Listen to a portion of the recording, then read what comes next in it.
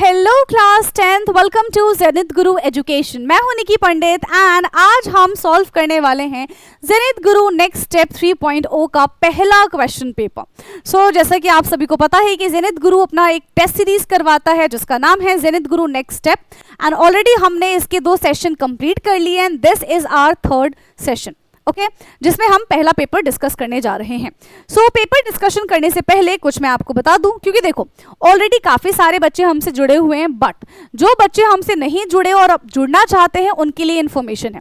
तो अगर बेटा आप ये वीडियो यूट्यूब पे देख रहे हैं तो ठीक है, अगर यूट्यूब के अलावा कहीं पे देख रहे हैं तो आप इसको स्कैन करेंगे तो हमारे यूट्यूब चैनल पे आ जाएंगे। ठीक है, that is Zenith Guru education, right. Second scanner है हमारा गूगल रिव्यूज का, तो मैं चाहती हूँ कि आप इसको ये स्कैन करके हमें अच्छे अच्छे सुंदर सुंदर रिव्यूज दे।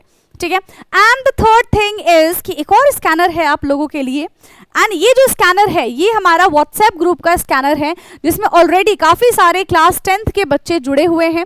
ठीक है, आप इसको स्कैन करके हमारे साथ ये व्हाट्सएप पे जुड़ सकते हैं, जहाँ पे आपको क्लास के इंफॉर्मेशन एंड नोट्स शेयर किए जाएंगे हमारी तरफ से। ठीक है, क्लियर है? तो आई थिंक इतनी इंफॉर्मेशन काफी है।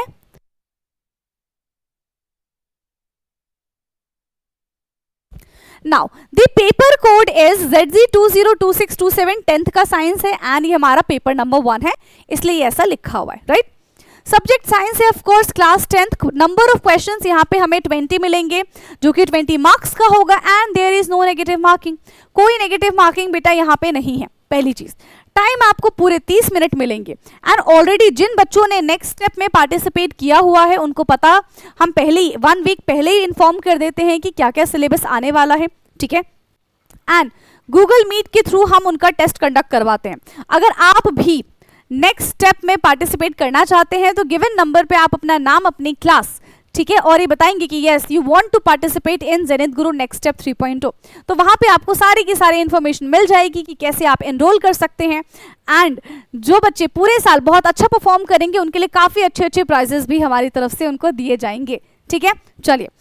इस बार का बेटा सिलेबस है हमारा chemical reaction equation and life process. ठीक है, अगर आपके इस टेस्ट में 20 on 20 आते हैं that means you are genius. ठीक है, अगर 18 या फिर 18 अबव आता है तो आप एक्सीलेंट की कैटेगरी में आते हैं। 15 या फिर 15 अबव आता है that means you are perfect. 12 पे एवरेज एंड बिलो 12 तो भाई हम आपका टेस्ट दोबारा करा देंगे। ठीक है, चलिए अब सीधा बात करते हैं हम क्वेश्चन पे। ठीक है, कि यहाँ पे 10 क्वेश्चंस आपको केमिस्ट्री के देखने के लिए मिलेंगे एंड 10 क्वेश्चन आपको यहाँ पे बायो के देखने के लिए मिलेंगे। ठीक है, क्वेश्चन 1 है व्हिच इज प्रेसिपिटेशन रिएक्शन। तो प्रेसिपिटेशन रिएक्शन क्या होता है बेटा? जहां पे इनसॉल्युबल सब्सटेंस का फॉर्मेशन होता है that is called precipitation reaction.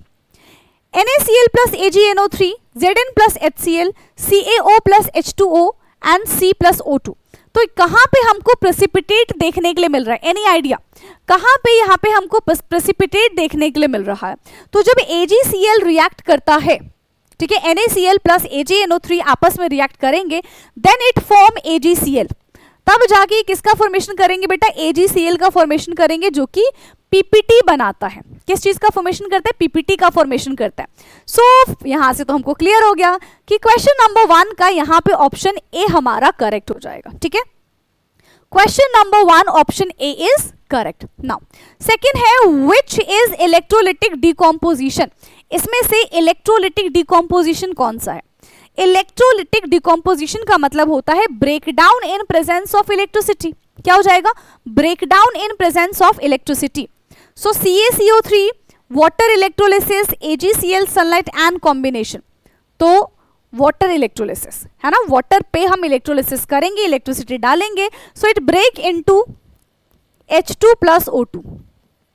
ठीक है, किस में ब्रेक हो जाएगा? ये H2 plus O2 में ब्रेक हो जाएगा and that is called electrolytic decomposition. ठीक है, क्वेश्चन नंबर 2 का यहाँ पे हमारा ऑप्शन कौन सा करेक्ट है बेटा? ऑप्शन बी यहाँ पे हमारा करेक्ट है। Now the third question is which is fastest reaction. कौन सा यहाँ पे हमारा फास्टेस्ट रिएक्शन है? ठीक है, rusting, combustion, corrosion and digestion. तो रस्टिंग बहुत स्लो है। ठीक है, डाइजेशन की बात करें तो इसमें भी कम से कम 4 से 5 घंटे लगते हैं, है ना। रस्टिंग और कोरोजन दोनों में कम से कम 3 से 6 महीने लग जाते हैं।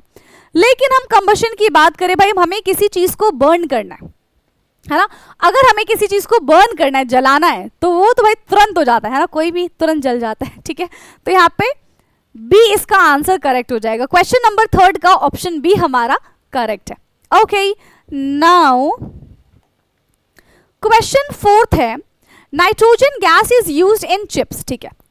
तो चिप्स के पैकेट खरीद के लेकर आते हो, उसमें भर भर के नाइट्रोजन गैस भरी होती है ना। और हम जब अभी तो देखो रीजन पता है, जब हम छोटे थे ना, ठीक है, तो मेरे को तो ये लगता था यार क्या है ये, क्या है हम क्यों खरीद रहे हैं, इतनी सारी इसमें हवा भरी होती है। क्यों हवा भरी होती है? उसको प्रोटेक्ट करने के लिए, है ना। किस लिए हवा भरी होती है? उसको प्रोटेक्ट करने के लिए।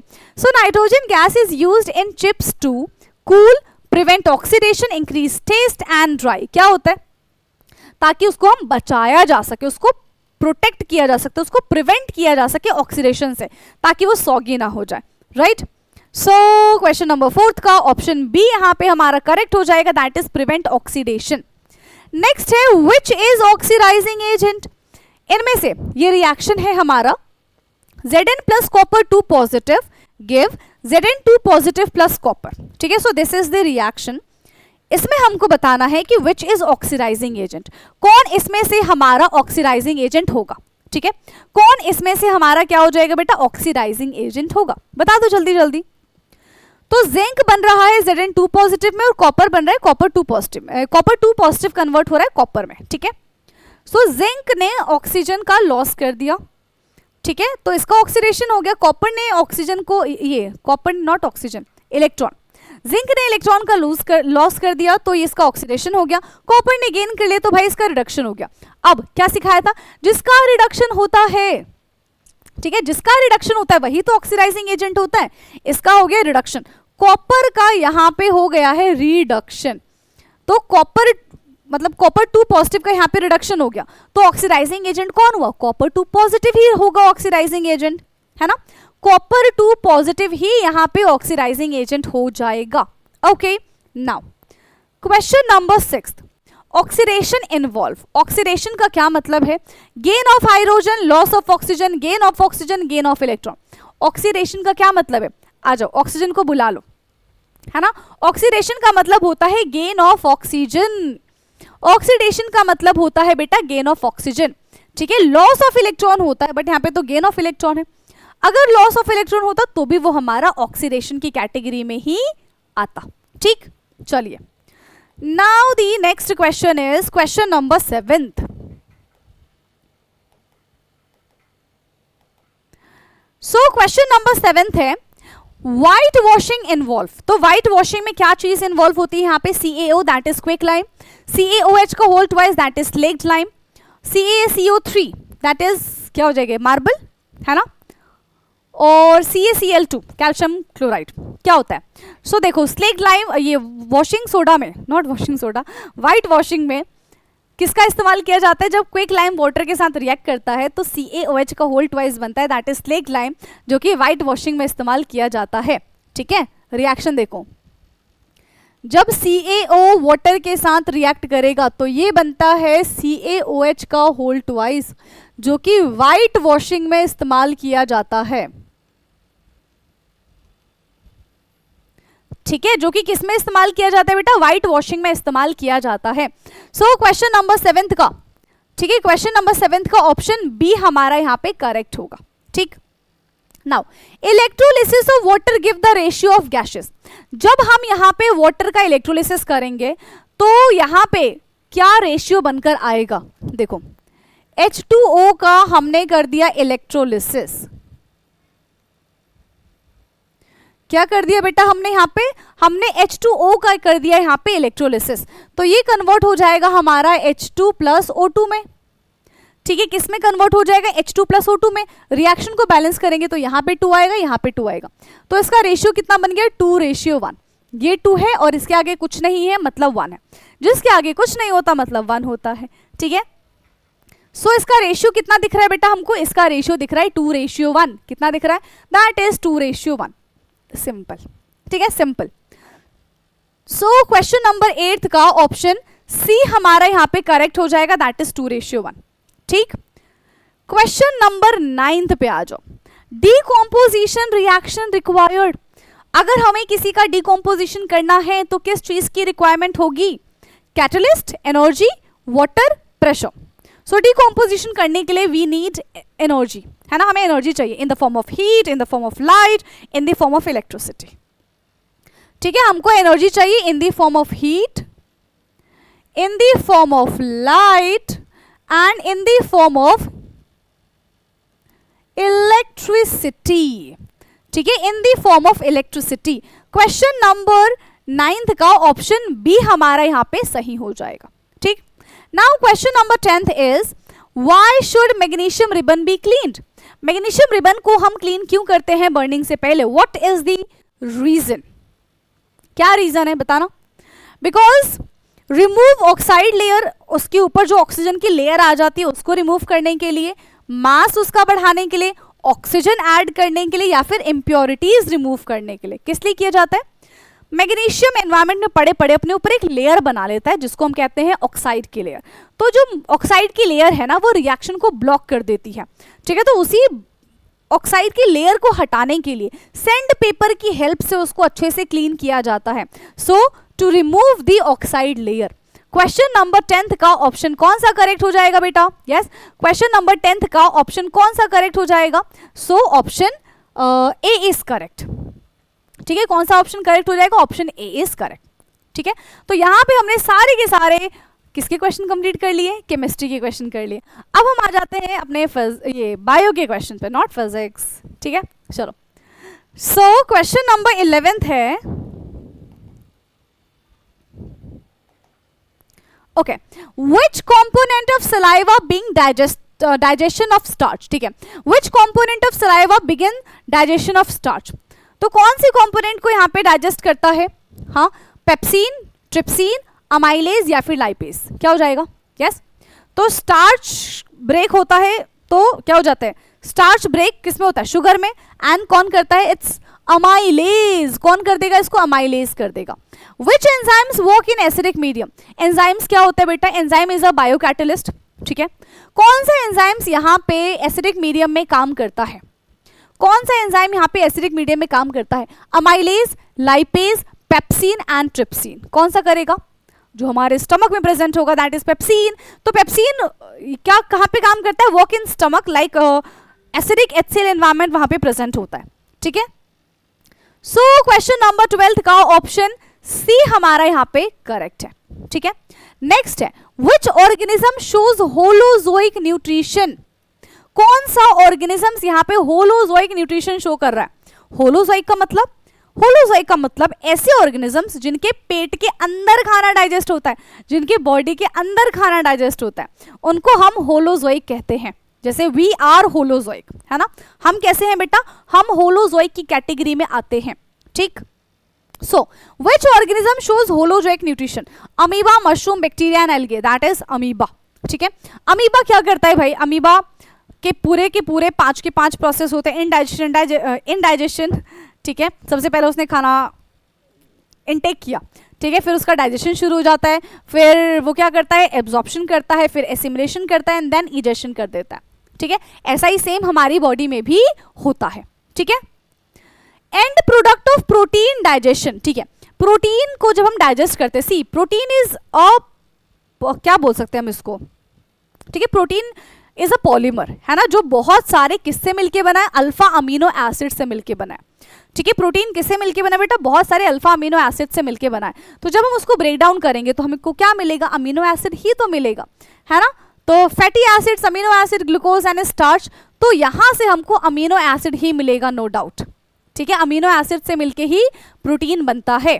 ठीक है, नाउ एरोबिक रेस्पिरेशन अकर इन, एरोबिक रेस्पिरेशन यहाँ पे किसमें हो रहा है? हाँ, एरोबिक रेस्पिरेशन बेटा यहाँ पे किसमें हो रहा है? साइटोप्लाज्म, न्यूक्लियस, माइटोकॉन्ड्रिया, राइबोसोम्स, किसमें होगा? एरोबिक। क्या होता है एरोबिक का मतलब? यानी कि ऑक्सीजन की प्रेजेंस में, ठीक है, ऑक्सीजन की प्रेजेंस में यहाँ पे रेस्पिरेशन हो रहा है, दैट इज एरोबिक।